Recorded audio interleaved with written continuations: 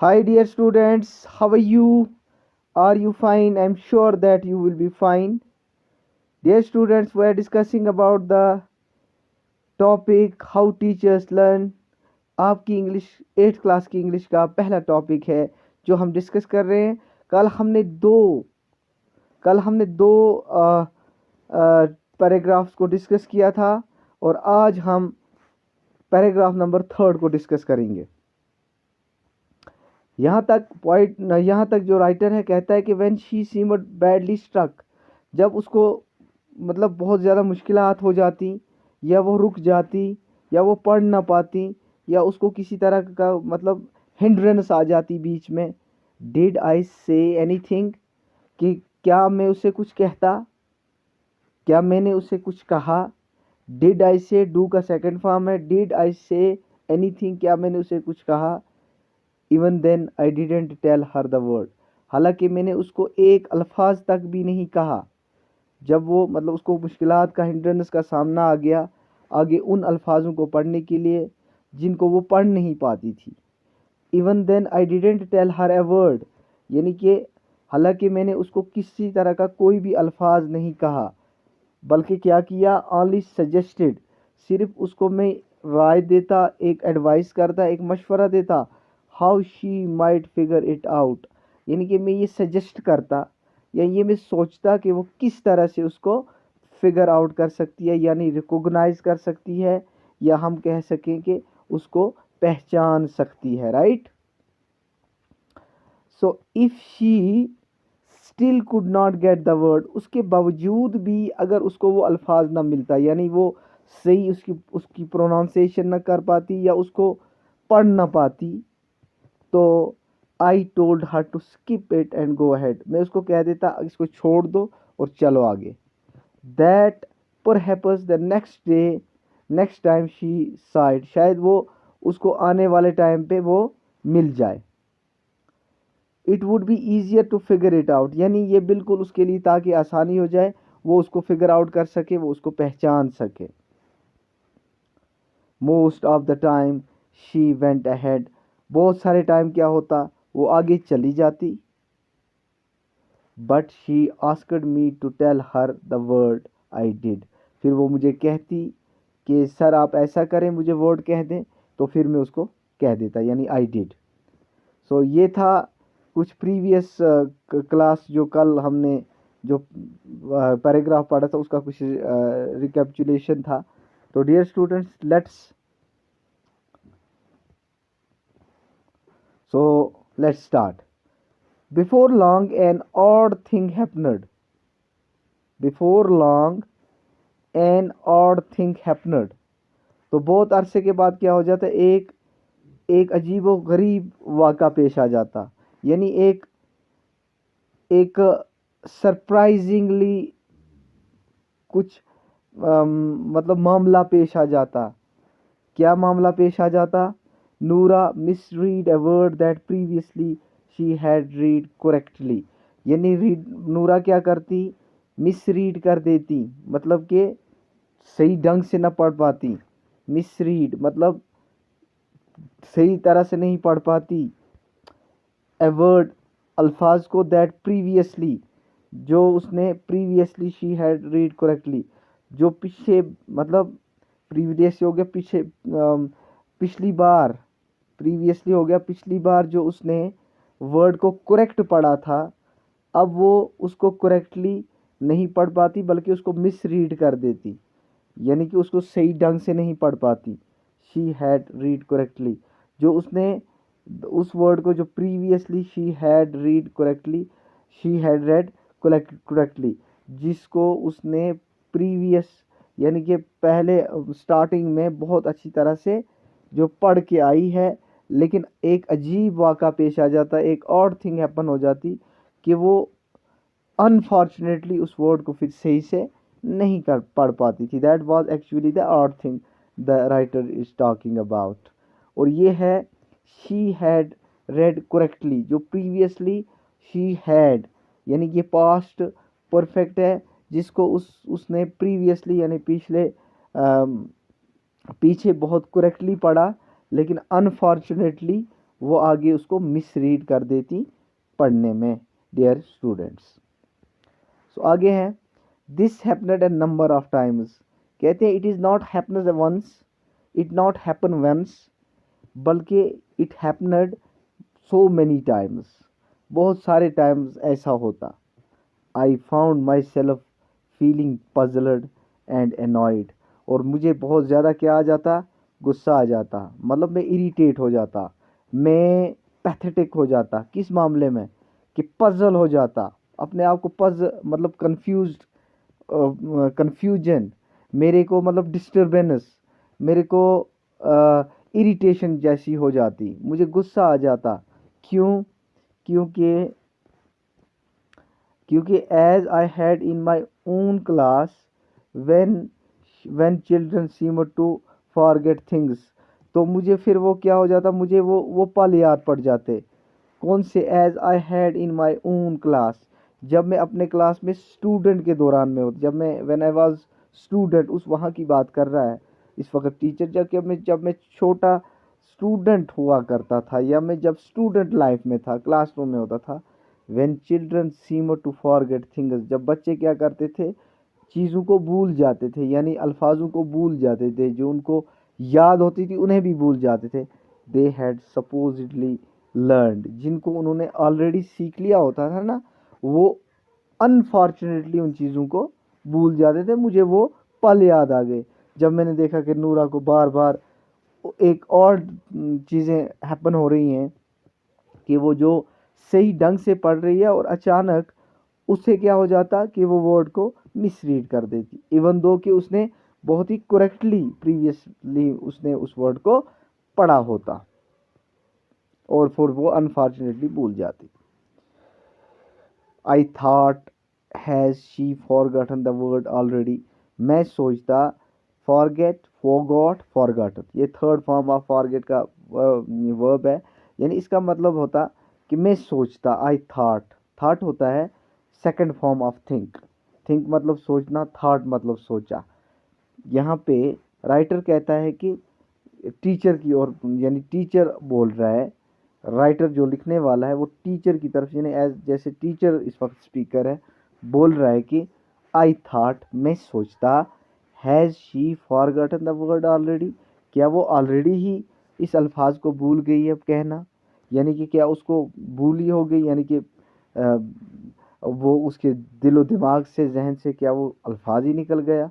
और is she just being careless, या तो वो लापरवाही कर रही है, या तो वो केयरलेस है, या तो वो अटेंशन नहीं ले रही। नॉट पेइंग अटेंशन, ना अटेंशन ले, या तो वो अटेंशन नहीं ले रही। नॉट मेकिंग एन एफर्ट, या तो कोशिश नहीं कर रही। एफर्ट करना हो गया कोशिश करना, अटेंशन हो गया ध्यान देना, एंड केयरलेस हो गया लापरवाही करना। यानी टीचर कहता है या मैं सोचता कि वो ऑलरेडी उस अल्फाज को भूल गई है, या मैं सोचता कि वो केयरलेस है, या मैं सोचता कि वो अटेंशन पे नहीं कर रही, यानी, और या मैं कहता वो अपनी कोशिश नहीं कर रही। आगे क्या कहता है? But this was not it, writer कहता है कि, यानी ये जो टीचर है कहता है कि दिस वॉज नॉट इट, ये जो मैं सोच रहा था ना कि वो फॉरगेट कर देती है अल्फाज को, वो अटेंशन नहीं लेती, वो केयरलेस है, वो एफर्ट नहीं कर रही, लेकिन ऐसा, यानी टीचर कहता है ऐसी कोई बात नहीं है। आगे ही कहता है ना, बट का मतलब होता है लेकिन, दिस वॉज नॉट इट, लेकिन ये ऐसी बात नहीं है, बल्कि क्या कहता है कि ये ऐसी बात नहीं है। आगे कहता है कि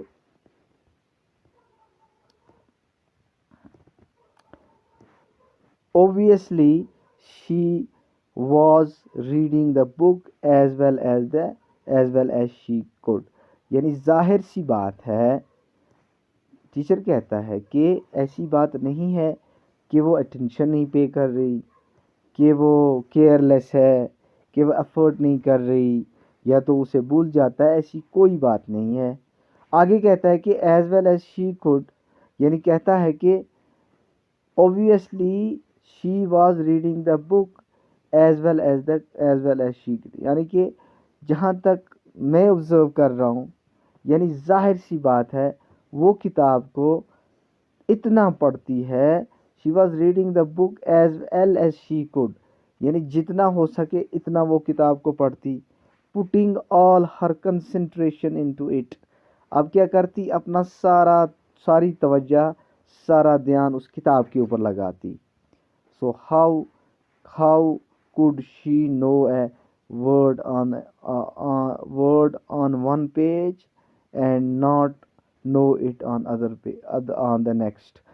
आगे कहता है टीचर कि वो अपनी सारी कंसंट्रेशन डाल देती, फोक्स जितना हो सके इतना पढ़ सकती। So how could she know a word on a page, तो अब हैरानगी की बात यह है कि वो क्यों नहीं पहचान सकती थी, या क्यों नहीं वो पहचानती अल्फाज को on the page and not know it on the next. ठीक है, एक बार अगर मान लो कि एक बार वो किसी अल्फाज को जान गई, लेकिन नेक्स्ट में उसे फिर क्या हो जाता है, फिर वो क्यों भूल जाती है। हालांकि वर्ड सेम होते हैं, जो उसने प्रीवियसली पढ़ा है वही आने वाले समय पे भी होता है या टाइम पे भी होता है, लेकिन अनफॉर्चुनेटली वो भूल क्यों जाती है। अगर वो अपना सारा कंसंट्रेशन भी देती है, अगर वो पूरी तरह से बुक भी पढ़ती है। आगे क्या कहता है, and not know it on the next. Dear students, आगे समझें। It seemed almost like a stupid behaviour, यानी आगे कहता है टीचर के ऐसा लगता, यानी क्या कहता, it seemed almost like a stupid behaviour, ऐसा लगता जैसे वो बेवकूफ़ाना, मतलब बेवकूफ़ाना रोल अदा कर रही है, यानी कि बर्ताव कर रही है। बिहेवियर हो गया बर्ताव करना, किसी के साथ मतलब बिहेव करना, बर्ताव करना, या मतलब रिस्पॉन्स देना। हम बिहेवियर की जगह में अगर कहेंगे स्टूपिड रिस्पॉन्स, यानी कि क्योंकि वो तो मेहनत करता था। टीचर जो है ऑब्वियसली कहता है कि मैं बहुत मेहनत करता, wherever she need my help I did, जहाँ मुझे उसको हेल्प करनी थी मैं करता। लेकिन मैं परेशान इस बात के लिए था, एक बार वो जब अल्फाज पढ़ती थी उसके बाद में फिर क्यों भूल जाती थी। तो कहता है इट इज़ टाइप ऑफ, जिसी को कहते हैं स्टूपिड बिहेवियर, यानी ये बेवकूफ़ाना बर्ताव है, या ये बेवकूफ़ाना रिस्पॉन्स है, ये बेवकूफ़ाना रिप्लाई है कि एक बच्चे को एक बारी अल्फाज आता है, सेम वही अल्फाज आने वाले पेज पे आ जाता है, अनफॉर्चुनेटली उसको पढ़ना नहीं आता। सो इसीलिए यहाँ पे टीचर कहता है it seemed almost like a stupid behaviour, ऐसा लगे ये तो बेवकूफ़ी हो गई फिर। But she was very bright, लेकिन वो बहुत शानदार थी। ऐसी बात नहीं थी कि नूरा जो है एक डल लड़की थी, उसे कुछ नहीं आता था। She was intelligent, she was ऑफिशिएंट, she was brilliant, she bright थी वो। एंड शी वॉजेंट ब्लफिंग और और गेसिंग और trying to get me to do the work for her, यानी ऐसी बात नहीं थी। ये ऐसा नहीं था कि वो ब्लफिंग कर रही हो, यानी वो जानबूझकर, मतलब डिलिबरेटली। ब्लफिंग यहाँ पे हम बोल सकते हैं डिलिबरेटली, या मतलब ऐसा कर रही हो क्या, और गेसिंग और ट्राइंग टू गेट मी, या वो अपनी जगह में अंदाज़ा लगा रही हो, या वो मेरा ही इम्तिहान लेने वाली हो, या वो जानबूझकर, ऐसा डिलिबरेटली का होता है ना, मतलब जैसे चीटिंग कर रही हो, या मेरे साथ फ्लर्ट कर रही हो, या उसको आता है वो जानबूझ करना पड़ रही हो, ऐसी तो कोई बात है ही नहीं। और trying to get me to do the work for her, या तो कोशिश ये कर रही हो, trying to get me to do the work for her, ये कोशिश कर रही हो कि चलो मैं जानबूझकर भूल जाती हूँ, सर मेरे बदले में मेरी मदद करेंगे। लेकिन ऐसा भी तो कुछ भी नहीं है, ऐसा तो वो कर नहीं रही थी। इट वॉज अ पजल, कहता है कि ये तो बिल्कुल हैरानगी की बात है। इट वॉज टोटली सरप्राइज्ड, ये चीज़ें बड़ी सरप्राइज करने वाली हैं। कहते हैं नूरा तो बड़ी ब्रिलियंट लड़की है, ऐसी बात तो है नहीं कि उसको कुछ आता नहीं, अब आता है वो भूल क्यों जाती है, ये स्टूपिड बिहेवियर हो गया। वो तो मेरे साथ ब्लफिंग नहीं कर रही, वो तो ऐसा ये नहीं कर रही कोशिश के, ऐसा गैस नहीं कर रही, या ऐसा मतलब उसने माइंड सेट तो नहीं बनाया हुआ, चलो मैं केयरलेसली ऐसे करती हूँ, डिलिबरेटली इस अल्फाज को जानबूझकर गलत पढ़ती हूँ, डिलिबरेटली उसको मिसरीड करती हूँ, लेकिन ऐसी कोई बात नहीं है। आगे कहता है इट वॉज ए पजल, यही तो मेरे लिए एक हैरानगी की बात है। सो आगे कहता है another paragraph, to understand the learning problems of another person. अब टीचर क्या कहता है, to understand the learning problems of another person, जब हम ये समझते हैं क्या, learning problems of another person, जो दूसरे पर्सन की लर्निंग प्रॉब्लम्स होती, अपनी नहीं, नॉट पर्सनल लर्निंग प्रॉब्लम, यानी कि अगर हम अपनी प्रॉब्लम फिर हम कहेंगे पर्सनल लर्निंग प्रॉब्लम्स, बट क्योंकि ये दूसरे की लर्निंग प्रॉब्लम्स को समझने, पर्टिकुलरली अ चाइल्ड, खास तौर पर बच्चे की, we must try to see things as if through their eyes, तो हमें क्या करना चाहिए, उन चीज़ों को ऐसे देखें, we must try to see things, हमें किसी भी तरह से उन चीज़ों को in anyhow in any way उसको देखना चाहिए, थिंग्स एज, कैसे, कैसे देखना चाहिए, ये यहाँ पे एज ए सिंपली यूज़ किया जब हम किसी चीज़ को तशबीह देते हैं, कैसे, इफ़ थ्रू देयर आइज, ऐसा जैसे उनकी आंखें लगाकर हमें देखना है, उनके नज़रिए को समझकर, देयर बिहेवियर, देयर थिंकिंग, उनका बनकर समझना है, क्योंकि दूसरे की प्रॉब्लम को समझकर दूसरे की तरह बन के देखना है, उसकी आंखें लगा के देखना है, उसकी तरफ सोच, उसकी तरह सोच के देखना है कि उसकी प्रॉब्लम्स क्या है। And we think it should be easy for someone to remember what a word looks like, हम क्या सोचते हैं, we think it should be easy, हम सोचते हैं ये बहुत आसान होता है क्या, फॉर समवन, किसी के लिए, टू रिमेंबर, याद करना, what a word looks like from one page to the next, कि एक बंदा जब एक बारी एक पेज पे एक वर्ड को देख लेता है और सेम वही वर्ड अगर दूसरे पेज पे आ जाए, वो जल्दी से उसको क्या कर ले, पहचान ले, उसको लग जाए कि like for one page to, like from one page to another, कि भाई ये जो इस पेज पे मैंने जो वर्ड पढ़ा है दूसरे पे भी सेम है, but that is because we know the word. अब हमको वो पता भी चल जाता है कि हम कहते हैं कि we think it should be easy for someone, हम सोचते हैं ये किसी इंसान के लिए समझना आसान है, टू रिमेंबर, याद करना, what a word looks like from one page, कैसा एक वर्ड जो होता है जो एक पेज पे ऐसा लगता है, looks like from one page to the next, एक में भी और दूसरे पेज में आने वाले में भी सेम है, but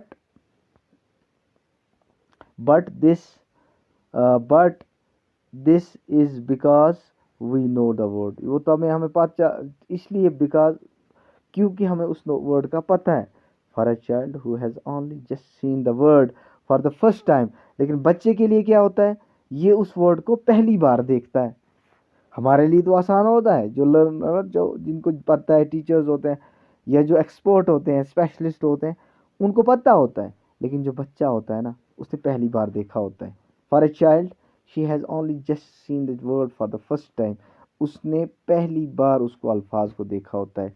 it is not easy, ये आसान नहीं होता, बट हार्ड, लेकिन मुश्किल होता है। It is hard to tell which word on a page are the same, अब वो उस वक्त ये कहना बिल्कुल दुश्वार हो जाता है, हार्ड हो जाता है, मुश्किल हो जाता है, क्या, किसी पेज पे देखना कि tell which word on the page are the same, कि कौन से वर्ड पे ऐसे कौन से अल्फाज हैं जो सेम है, और ऑलमोस्ट द सेम, या तो बिल्कुल सेम है, and if they are different, अगर वो अलहदा हैं, अगर वो अलग हैं, वायर दे आर डिफरेंट, तो वो ये भी देखना है कि वायर दे आर डिफरेंट, कहाँ से वो अलग हैं, कहाँ से वो अलहदा हैं, and we readers have the expert eye for significant detail, लेकिन हम रीडर्स के पास एक एक्सपर्ट आई होती है, कि being an expert, being an specialist, being an experience, हमें क्या होता है, हमें उसकी सिग्निफिकेंस का पता, तो we readers have the expert eye for significant details, हमारी इसके पास बहुत ही सिग्निफिकेंट डिटेल होती है, द चाइल्ड डज नॉट, लेकिन बच्चे की ऐसी डिटेल, बच्चे के पास वो टैलेंट, टैलेंट को छोड़िए, बच्चे के पास वो एक्सपीरियंस, बच्चे के पास वो नॉलेज, बच्चे के पास वो कॉन्फिडेंस, बच्चे के पास वो मतलब गट्स या कैपेबिलिटीज़ नहीं होती कि वो जल्दी जल्दी एक वर्ड से दूसरे वर्ड को जल्दी जल्दी रिकॉग्नाइज कर सके, पहचान सके। प्यारे स्टूडेंट्स, यहाँ तक हो गया आपका ये क्लास आज। आखिर में मैंने बताया कि जो एक्सपर्ट होते हैं हम, यानी टीचर कहता है कि हम एक्सपर्ट होते हैं, हम सब्जेक्ट स्पेशलिस्ट होते हैं, हम ट्रेंड होते हैं, लेकिन जो जो बच्चा होता है, बिगिनर जिसका होता है, स्टार्ट होता है, उसको बड़ा मुश्किल होता है मतलब वर्ड को पहचानना। हम क्योंकि एक्सपीरियंस वाले होते हैं, हम नॉलेजेबल होते हैं, हम जल्दी उस अल्फाज को पहचान लेते हैं। तो ये तो ऑब्वियसली बच्चों के लिए तो मुश्किल हो गई। दूसरे क्लास में इंशाल्लाह जो आने वाले दूसरे पैराग्राफ हैं उनके बारे में फिर डिस्कस करेंगे। तब तक अपना बहुत सारा ख्याल रखिएगा।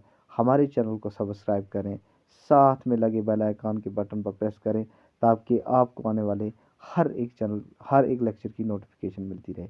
अपना बहुत सारा ख्याल रखिएगा। अल्लाह हाफ़िज़।